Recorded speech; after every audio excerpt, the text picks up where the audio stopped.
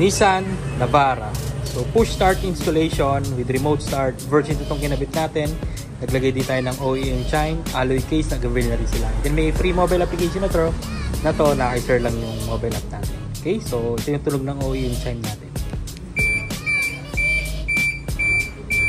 Okay, so tapos to remote start, press 3 times lang yung lock button, 70 to 100 meters away, mare-remote start niyo yung kotse niyo.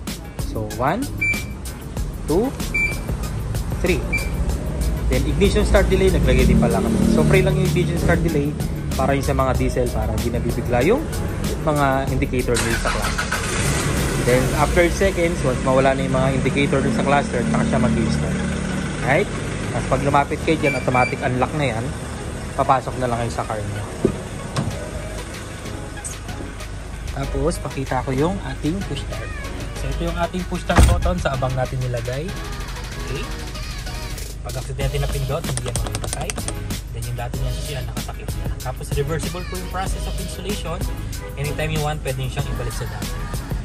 Right? Marami natin bintana para mas matinig. Yan siya. Right?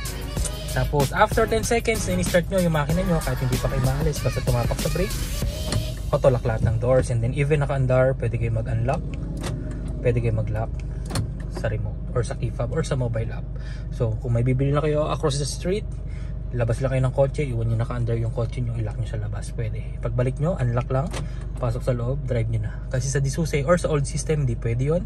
Kailangan nyo pang patayin yung makina para ma-i-lock nyo siya from the outside. Alright? Tapos matic transmission, park luggage, tsaka handbrake. Kapag naka-driver, naka-reverse, hindi nyo siya mapapa-start. And for example, nakarating na kayo sa location nyo, gusto nyo nang patayin, tapakan nyo lang yung brake, one press. Patay na yung makina. And kapag mag-i-start kayo sa push start, apak lang sa brake, isang pindot. Ito yung sinasabi ko na ignition start delay. So once mawala na yung airbag sensor, nag-check engine na yung kotse, tsaka siya mag-i-start. Yan. Alright, so napakadali lang niya gamitin. 2 years warranty, 2 key fob ang kasama, may free mobile application ang kasama, guaranteed clean wirings, quality installation, and then free back to zero fumigation pa after the installation. So maraming salamat ulit. Bye bye.